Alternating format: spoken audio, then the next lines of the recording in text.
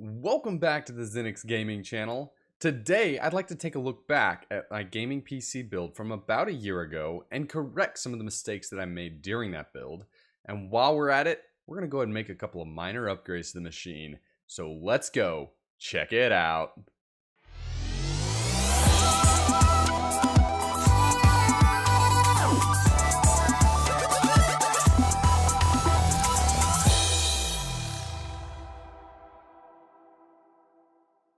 Just last month, Nvidia officially announced the RTX graphics cards, which are coming out very soon. And so tons of people are asking themselves, should I be upgrading my graphics card? Should I be taking advantage of this opportunity of new hardware as far as graphics is concerned and upgrade my PC? So tons of people are asking that question.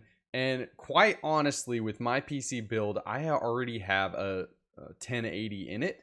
And I'm very happy with the performance there. And I don't see the real benefits that I could gain from making an upgrade. So this is not one of those videos of me telling you I'm going to be upgrading my graphics card. However, folks can take this opportunity to evaluate like what level of graphics card you're currently at and see, does it make sense for an upgrade to the 20 series? Or if you're trying to save a little bit of money, perhaps it makes more sense for you to try to get a 10 series card from somebody that's doing the upgrade and trying to offload and sell their existing cards. So take those things into consideration. This video is not going to be about whether or not I upgrade a graphics card. So if that's what you're looking for, I apologize if this was in any sort of way clickbait. So what I want to do is I want to correct a couple of the mistakes that I made when I originally built my PC. And the first of those mistakes has to do with the CPU cooler. Now, whenever I first installed it, I actually installed it with the logo correctly, facing the correct way. And then I decided to change my mind and I flipped it around and turned it upside down. And I did that all on purpose. And the reason I did that, as I explained in my PC build video, is I didn't really like how the cables were routed for trying to deal with both the cables that power the pump as well as the cable that actually is the RGB cable.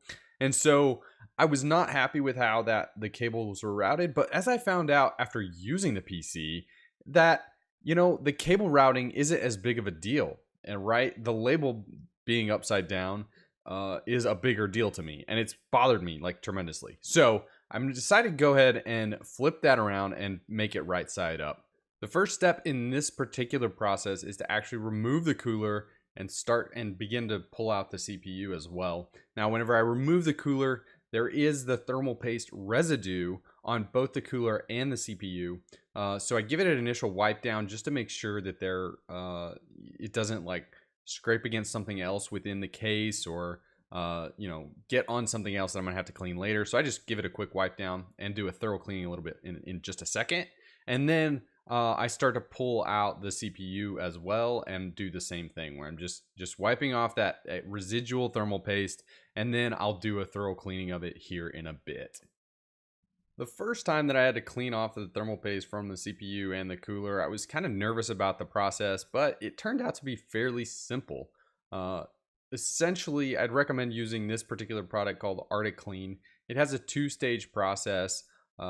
In the first stage, it actually dissolves and cleans, allows you to wipe away and clean off all the thermal paste and the compounds that are in there. And then the second stage does more cleaning and actually has a protective layer that's supposed to minimize corrosion and maximize the contact between both the cooler and the CPU. So I'd highly recommend it. You can find it on Amazon for a few bucks, or you can even find one with the combination of the cleaner and a little tube of thermal paste if you need that, for like 10 or 11 bucks. So yeah, I'd highly recommend you doing this. So we do that on both the CPU as well as the cooler to make sure that there's no thermal paste residue on either one of them, so that we can have clean, fresh contact between both of them when we apply our thermal paste. Next, of course, we install the CPU. So make sure it's oriented correctly with the triangle pointing to the correct place on the little slot. And there's two notches as well that help you orient it correctly. Slot it in, make sure it's there. You shouldn't have to put any pressure on it. And then we need to close the socket cover, making sure that it latches appropriately before we push down on the latch and that takes a little bit of force and a little bit of pressure. Just don't break it. Then we commence putting the cooler back onto the CPU. And so first off, we need to apply a little bit of thermal paste. Don't go too overboard here. Just a little dab will do ya.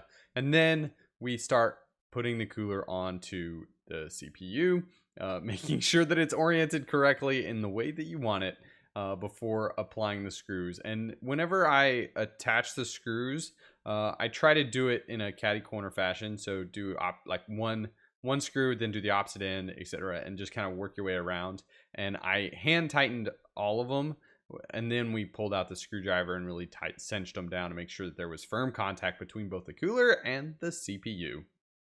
That pretty much wraps up the installation of the CPU cooler and righting my wrong that I did in my first PC build. Now, the second mistake that I feel like I made with the PC build was mounting the SSD in the front, because the blue totally conflicts with my red and black color scheme that I really do love. So I'm gonna go ahead and move that from the front all the way to the back. And now the cool thing about this particular case, and I'm sure this is applicable in a lot of cases, is the hard drive tray can mount actually a 3.5-inch drive and a 2.5-inch drive, both. So I'm going to take the existing tray that I'm using for my 2 terabyte hard drive, which is a 3.5-inch actual hard disk.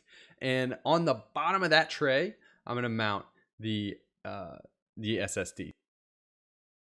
The next modification that I want to make as part of this project is actually upgrade my airflow through the system and how I've got it all set up. And so the first step I want to take is take this exhaust fan that's in the top of my case, and I want to move it down to become an intake fan below the radiator. Now, in my system, I have the radiator sitting at the front acting as intake.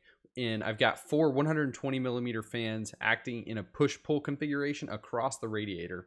So I want to take this exhaust fan and place it below the fans in the radiator and make it an additional intake fan to help bring that additional air from outside the system that tends to be a little bit cooler than inside the system, bring it in to help cool off the system. So we're just taking this 120 millimeter fan that was an exhaust fan and bringing it down as an intake. So that might leave you wondering, well, what about the exhaust fan that you removed from the top of your case? Shouldn't you replace that with something? And the answer is yes, friends, I really should. So what I did is I purchased 2 Be Quiet Silent Wings fans. They're 140 millimeters, so they're larger fans. And so I'm going to install them in the top as exhaust fans to help pull that hot air that's generated in the system. Pull it out of there, get rid of it, help cool off the entire system. So the cool thing about these fans is they come with adapters, so you can actually attach them to either a radiator or the side of a case. So there's these little clips that you can slide on to the corners of the fan to be able to mount it to the top of the case. And then it's just a matter of getting those fans slid in there, screw them in, tighten them up, connect them up, and we're good to go. Now we've got a system that's got more airflow coming out in and more airflow coming out, so we can help keep everything a lot cooler. Thank you for sticking around for this video.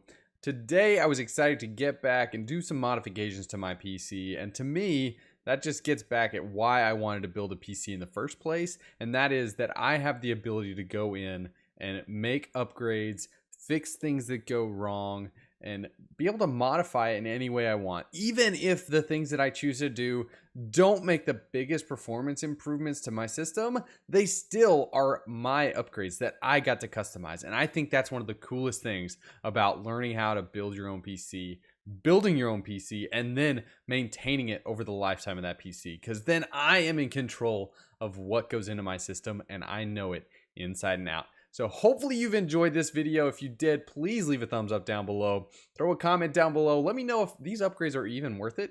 You know, some of them, maybe not. Some of the cosmetic things like flipping around the CPU cooler, like come on, how OCD can I get? Anyway, hope you guys have enjoyed it. We'll see you next time.